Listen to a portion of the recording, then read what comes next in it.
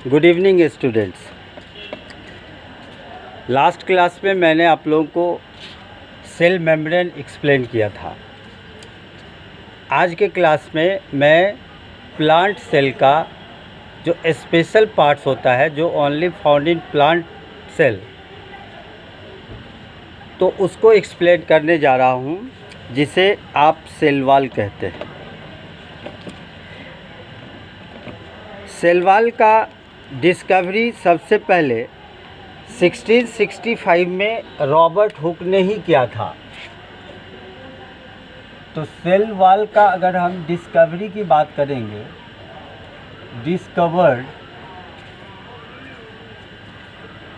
Cell wall discovered by Robert hook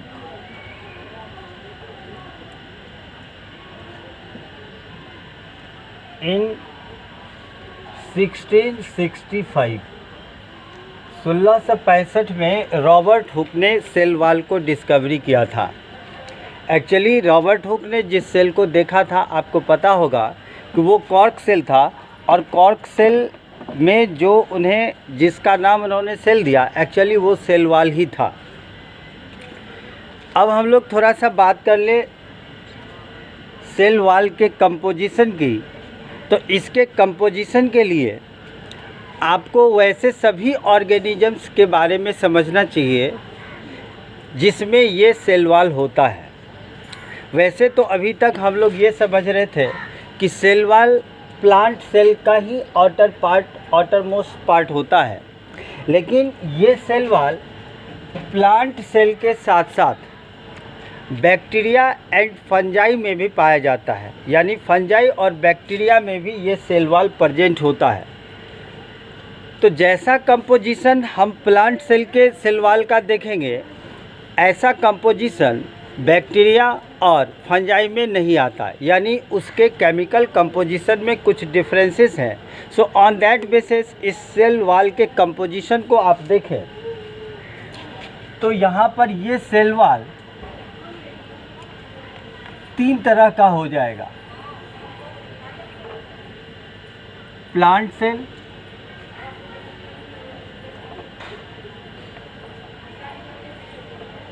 bacteria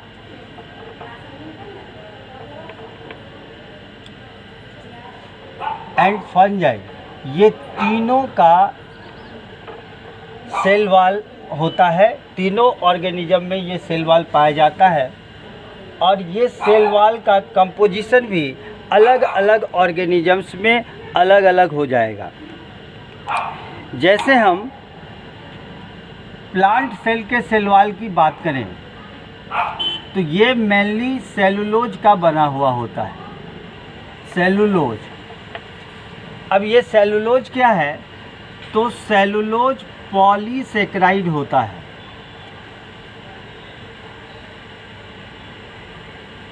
polysaccharide, poly का मतलब आप जैसा कि जानते हैं कि इसका मतलब मेनी होता है, और सेकेराइड क्या है? तो ये कार्बोहाइड्रेट है। कार्बोहाइड्रेट, इसका मतलब है कि प्लांट सेल में जो सेलुलोज है वो डिफरेंट कम्प्लेक्स कार्बोहाइड्रेट का कंपोजिशन है। यानी इस कार्बोहाइड्रेट के कंपोजिशन से ये पॉलीसेकेराइड का फॉर्मेशन हुआ, और यही पॉलीसेकेराइड सेलुलोज बनाता है जो प्लांट सेल में सेल वॉल है। यहाँ पर एक इम्पोर्टेंट बातें जो आपको याद रखनी है वो ये रखनी है कि मोस्ट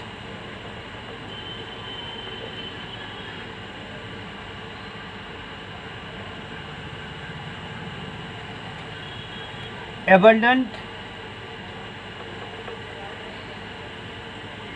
carbohydrate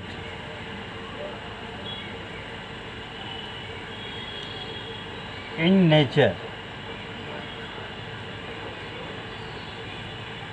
ये क्या होगा? तो सेलुलोज होगा।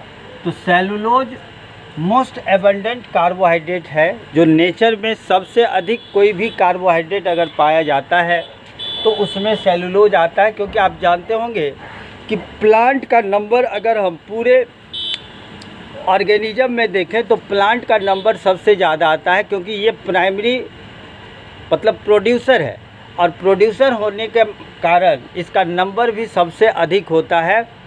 और जैसे ही इसका नंबर अधिक होगा तो जाहिर सी बात है कि इसमें सेलुलोज का कंटेंट्स भी उसी हिसाब से बढ़ेगा। तो दूसरे सेल के कंपैरिजन अगर हम देखें तो कार्बोहाइड्रेट जो नेचर में पाया जाता है उसमें सबसे अधिक मतलब इसका कंटेंट्स जो होता है वो सेलुलोज का होता है। तो आपने ये देखा यहाँ पर कि प्लांट सेल में या प्लांट सेल का जो सेल वॉल बना हुआ है वो सेलुलोज का बना हुआ होता है। ठीक उसी तरीके से अगर हम बात करें दूसरे ऑर्गेनिजम्स की यानी बैक्टीरिया की, तो बैक्टीरिया के सेल वॉल को अब हम देखते हैं। तो बैक्टीरिया का सेल वॉल म्यूसिन का बना हुआ होता है।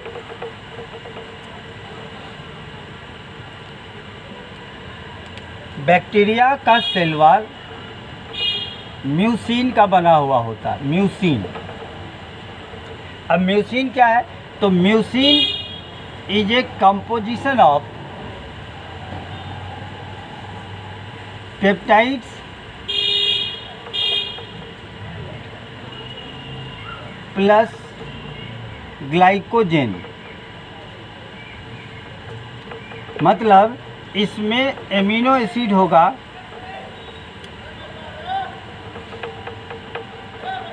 एमिनो एसिड प्लस कार्बोहाइड्रेट, ये दोनों का कंपोजिशन जो होता है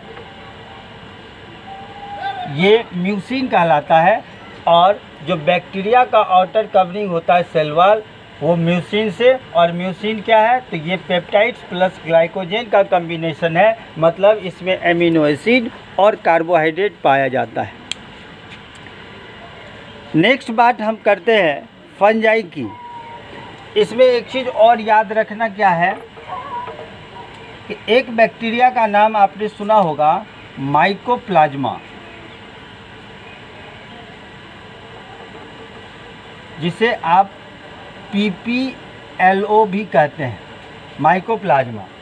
इसमें सेल वॉल एब्सेंट होता है।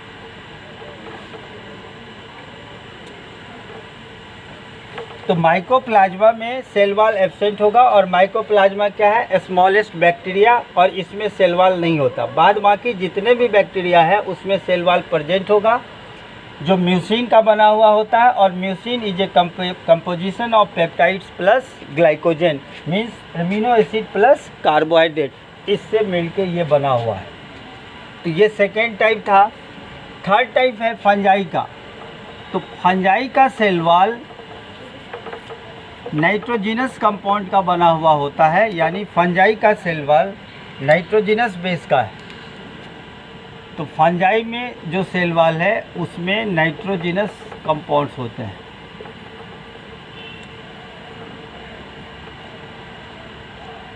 तो इस तरीके से आपने देख लिया कि ये तीन तरह के सेल वॉल हैं, और तीनों ऑर्गेनिज्म में अलग अलग केमिकल कंपोजिशन से ये मिलके बना हुआ होता है।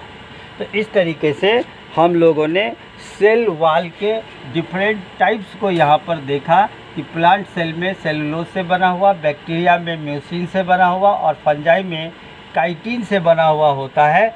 यानी फंजाई के सेल वॉल को आप काइटिन बोलते हैं, CHITEN, काइटिन। और ये काइटिन क्या है? नाइट्रोजिनस कंपाउंड से मिलके बना हुआ होता है। अब हम लोग थोड़ा सा देख लेते हैं स्ट्रक्चर ऑफ सेल वॉल। इस चीज़ को यहाँ पर आप कंप्लीट कर लें। स्ट्रक्चर ऑफ सेल वॉल पे देखें थोड़ा सा। मैं प्लांट सेल यानी जिसमें सेलुलोज से बना हुआ है उसके बारे में बताने जा रहा हूँ।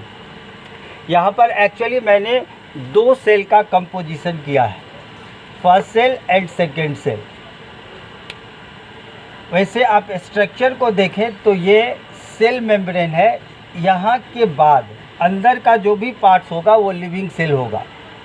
लेकिन इसके आउटर मोस्ट कवरिंग की अगर हम बात करें तो ये non living components of the cell होता है, जिसे आप सेल वॉल कहते हैं। अब यहाँ पर स्ट्रक्चर में देखें तो सबसे आउटर कवरिंग जो सेल वॉल का है वो प्राइमरी सेल वॉल कहलाता है, और प्राइमरी सेल वॉल और इनर पार्ट जो आपको ब्लू लाइन से दिख रहा है इसे आप सेकेंडरी सेल वॉल कहते हैं। और primary and secondary cell wall के बीच में जो ये ग्रीन कलर से आपको दिखाई दे रहा है, ग्रीन कलर से, इसे हम मिडिल लैमेला कहते हैं। अब बात करते हैं क्या सभी तरह के प्लांट सेल का सेल वॉल इसी 3 स्ट्रक्चर में बटा हुआ होता है? तो नहीं, ऐसी बात नहीं है। कुछ ऐसे प्लांट्स जो वुडी प्लांट्स नहीं होते, तो वुडी प्लांट्स अगर नहीं होंगे तो वहाँ पर सिर्फ और सिर्फ प्राइमरी सेल वॉल ही प्रेजेंट होगा। लेकिन अगर वो वुडी प्लांट है तो उसे ज़्यादा स्ट्रेंथ की ज़रूरत होती है, दैट्स वाई वहाँ पर सेकेंडरी सेल वॉल भी होता है। अब हम लोग इस primary cell wall, secondary cell wall and middle lamella, इस तीनों के अलग अलग कंपोजिशन को हम लोग देखें। तो ये प्राइमरी सेल वॉल जो होता है, प्राइमरी सेल वॉल,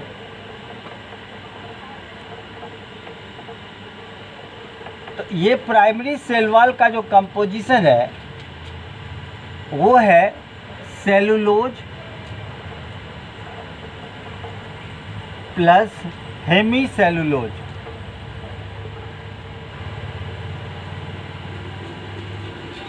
यानी ये सेलुलोज प्लस हेमी सेलुलोज का कंपोजिशन है। हेमी सेलुलोज क्या होता है? तो ये सिंपल तरह का कार्बोहाइड्रेट है, जबकि सेलुलोज को मैंने आपको बताया है अभी कि ये कम्प्लेक्स कार्बोहाइड्रेट है। तो ये दोनों का कंपोजिशन होता है प्राइमरी सेल वॉल में। सेकेंडरी सेल वॉल की बात करें तो सेकेंडरी सेल वॉल में आप देखिए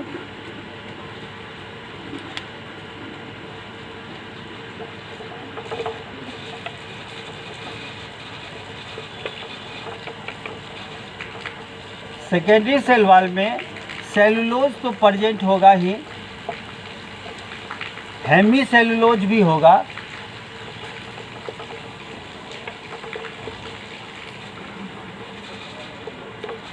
साथ ही साथ इसमें लिग्निन भी होता है, लिग्निन। अब लिग्निन की क्या ज़रूरत है? तो लिग्निन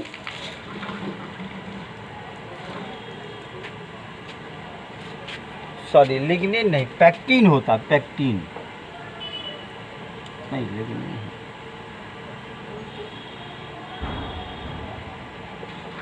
लिग्निन। ये तीनों के कंपोजिशन से सेकेंडरी सेल वॉल का फॉर्मेशन होता है और ये स्ट्रेंथ प्रोवाइड करता है प्लांट्स को। ये प्लांट को मैकेनिकल स्ट्रेंथ प्रोवाइड करता है, जिससे प्लांट्स में और ज़्यादा स्ट्रेट रहने की प्लांट सेल की एबिलिटी बढ़ जाती है और ये प्लांट को डेफिनेट शेप प्रोवाइड करेगा। थर्ड है इसका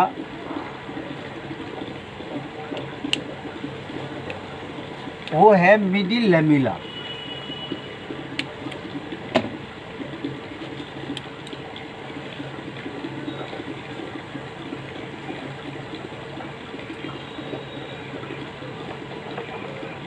मिडिल लैमेला, मिडिल लैमेला का कंपोजिशन होता है, इसमें मेनली पैक्टिन होता है, पैक्टिन।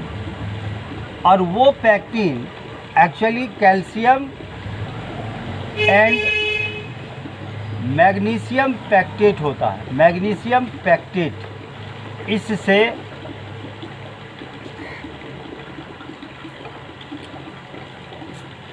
मिडिल लैमेला का फॉर्मेशन होता है।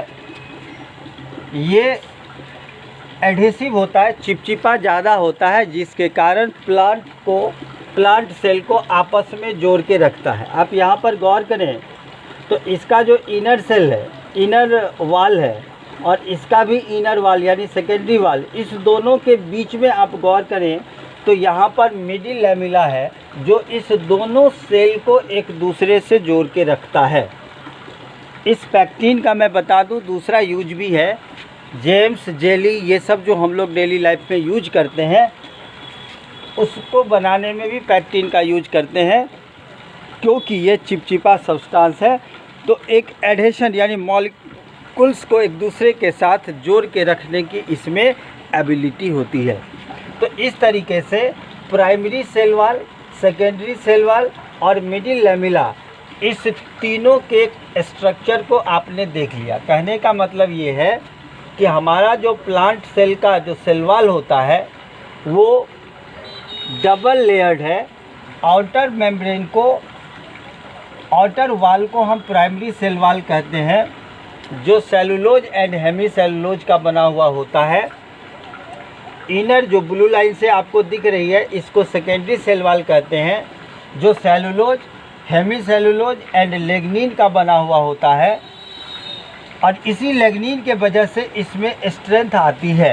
Actually secondary cell wall woody plant में होगा, क्योंकि उसे मैक्सिमम स्ट्रेंथ की ज़रूरत होगी सर्वाइव करने के लिए। एक चीज़ मैं और बता दूं, जैसे सेलुलोज को आपने देखा कि most abundant organic compounds in the nature, तो सेलुलोज का नाम आया। तो second most abundant organic compounds में यही आपका ये लिग्निन था। ये second most abundant organic components में से या कंपाउंड में से ये आता है लिग्निन, जो प्लांट के सेकेंडरी सेल में पाया जाता है, सेकेंडरी सेल वॉल में पाया जाता है। और थर्ड जो था वो है मिडिल लैमेला, जो primary cell wall and secondary cell wall के साथ साथ डिफरेंट अदर सेल को भी आपस में जोड़ के रखता है। तो ये जोड़ने का काम जो करेगा, वही जोड़ने के लिए ये मिडिल लैमेला होता है। अब इसके बाद आप इसके फंक्शन को देखेंगे, या फिर स्ट्रक्चर में थोड़ी सी और एक आध बात बतानी है। जैसे आप इस सेल वॉल को देखेंगे तो ये सेल वॉल के अंदर आपको पोर दिखाई देगा। एक्चुअली ये पोर प्लाज्मोडेस्माटा कहलाता है। प्लाज्मोडेस्माटा, ये क्या है? प्लाज्मोडेस्माटा।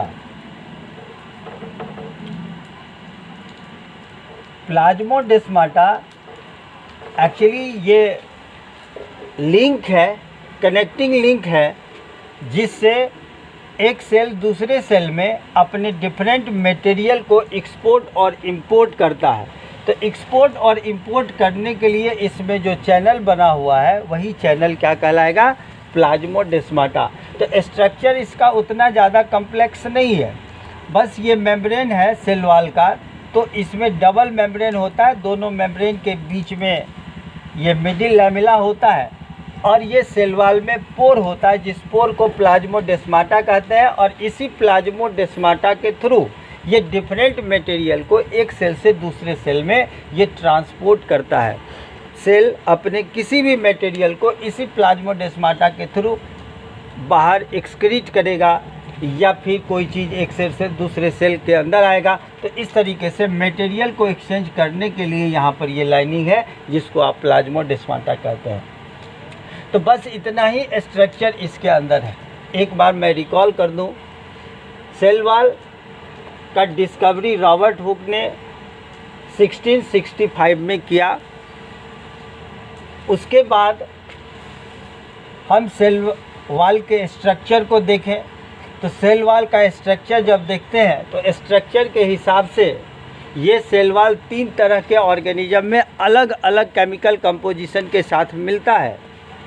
इसीलिए इस सेल वॉल को कहें तो हम 3 टाइप्स में डिवाइड कर लिए, जो एक प्लांट सेल का होता है, दूसरा बैक्टीरिया का होता है, तीसरा फंजाई का होता है। तो ये तीनों ऑर्गेनिजम्स का अपना अपना स्पेसिफिक सेल वॉल है, जिसमें आपने देखा कि प्लांट सेल का जो सेल वॉल है वो सेलुलोज का बना हुआ होता है। और सेलुलोज क्या है? तो पॉलीसेकेराइड है, मीन्स कम्प्लेक्स कार्बोहाइड्रेट से बना हुआ है। दूसरा आपने बैक्टीरिया में देखा, तो बैक्टीरिया में आपने देखा कि ये म्यूसिन से बना हुआ है। और म्यूसिन क्या है? तो पेप्टाइड्स प्लस ग्लाइकोजन, यानी ये एमिनो एसिड प्लस कार्बोहाइड्रेट का कंपोजिशन था। और थर्ड आपने फंजाई में देखा, जो काइटिन से बना हुआ है। और काइटिन क्या है? तो नाइट्रोजिनस कंपाउंड है। तो इस तरीके से तीनों ऑर्गेनिज्म में अलग अलग स्ट्रक्चर थे, जिसके कंपोजिशन, केमिकल कंपोजिशन डिफरेंट थे। आपने ये भी समझा कि मोस्ट एबंडेंट कार्बोहाइड्रेट कौन सा है, सेलुलोज है। And second most organic compounds जो इस नेचर में मिलता है उसको क्या बोलते हैं, लिग्निन। तो ये दोनों प्लांट के सेल वॉल में ही मिलेगा। इसके बाद हमने देखा था इसके मिडिल लैमेला का फंक्शन। तो मिडिल लैमेला एक्चुअली पैक्टिन का बना हुआ होता है। खास करके उस पैक्टिन में कैल्शियम प्लस मैग्नीशियम पैक्टेट, यानी उसका जो कंपोनेंट्स है calcium pectate and magnesium pectate से मिलके बना हुआ होता है मिडिल लैमेला, जो एडहेसिव इन नेचर होता है, यानी वो सेल को दूसरे सेल के साथ जोड़ने का काम करता है।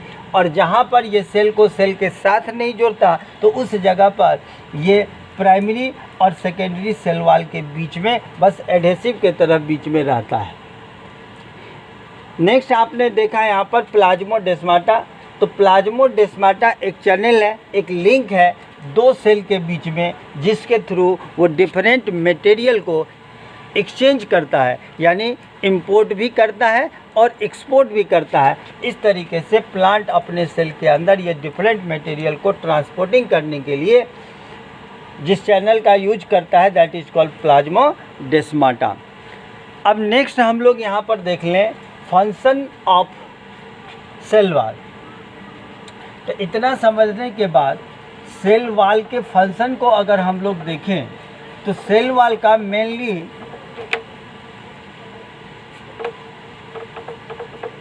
3 और 4 फंक्शंस आप याद रखेंगे। आपके लिए इतना ही अभी काफ़ी है, तो उतना याद रखें। फर्स्ट तो आप जानते हैं कि ये सेलुलोज का बना हुआ होता है, तो पहला इसका काम होगा सपोर्ट का। तो ये सबसे पहले क्या है कि प्लांट को ये सपोर्ट करता है। सपोर्ट क्या, तो मैकेनिकल सपोर्ट देता है, जिससे प्लांट बेंडिंग भी करता है तो फिर से इरेक्ट हो जाएगा, या फिर आप एक सेल को दूसरे सेल से जोड़ने के लिए भी, मटेरियल को ट्रांसपोर्ट करने में भी काम करेगा। तो इस तरीके से प्लांट को ये मैकेनिकल सपोर्ट, आप यहाँ पर याद रखें कि ये मैकेनिकल सपोर्ट प्रोवाइड करता है। सेकेंड जो इसका मोस्ट इम्पोर्टेंट है, ये प्रोटेक्शन देता है। तो प्रोटेक्शन किस चीज़ से, तो protection from the external environment. साथ ही साथ ये प्रोटेक्ट करेगा फ्रॉम द पैथोजेंस। मेन ये है कि ये प्रोटेक्ट करता है पैथोजेन से। हमारे बॉडी में तो स्किन है, और स्किन का मेन फंक्शन होता है प्रोटेक्शन करना, कि आपके बॉडी के ऊपर अगर कोई भी माइक्रोब्स आ जाता है तो उससे आपके बॉडी को प्रोटेक्ट करेगा।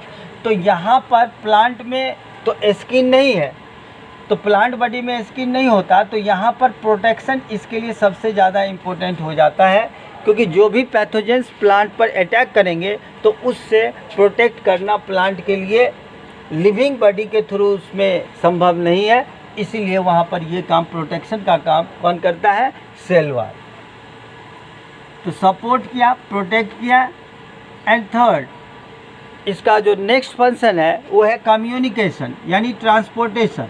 कम्युनिकेशन का मतलब है कि डिफरेंट मटेरियल का, आपने देखा कि प्लाज्मोडेस्माटा के थ्रू ये डिफरेंट मटेरियल को एक्सपोर्ट और इंपोर्ट करता है। तो इस तरीके से मटेरियल को कम्युनिकेट करने में ये सेल वॉल हेल्प करता है। नेक्स्ट फंक्शन है इसका storage of food. Storage of food आप जानते होंगे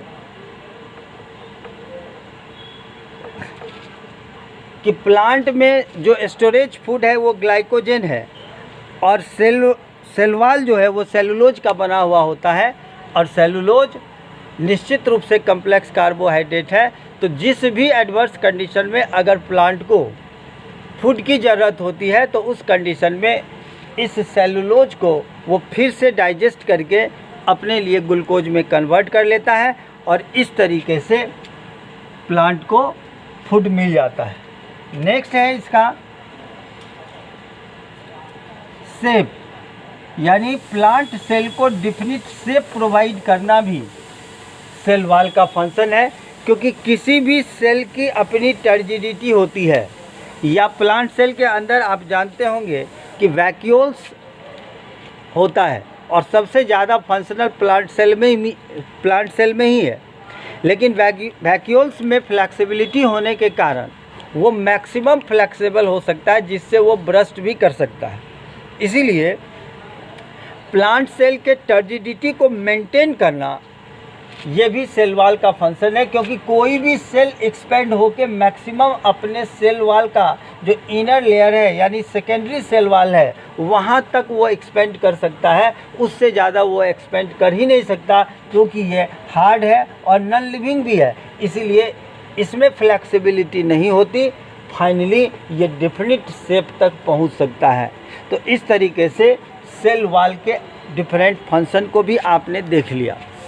अब नेक्स्ट क्लास में मैं प्लांट सेल के डिफरेंट सेल ऑर्गेनेल्स को पढ़ाऊंगा। इससे पहले हम लोग साइटोप्लाज्मा को पढ़ें और फिर साइटोप्लाज्मा में जो डिफरेंट क्लासिफिकेशन है ऑर्गेनेल्स का, उसको साइटोप्लाज्मिक और न्यूक्लियस के लिए न्यूक्लियोप्लाज्मिक सेल ऑर्गेनेल्स को क्लासिफाई कर लेंगे।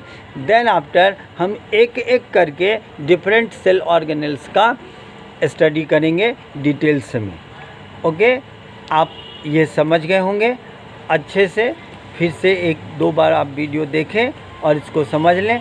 फिर कहीं से कोई प्रॉब्लम आती है तो आप गूगल क्लासरूम में आके हमसे क्वेश्चन करें, मैं आपको फिर से एक्सप्लेन कर दूंगा। Okay, thank you.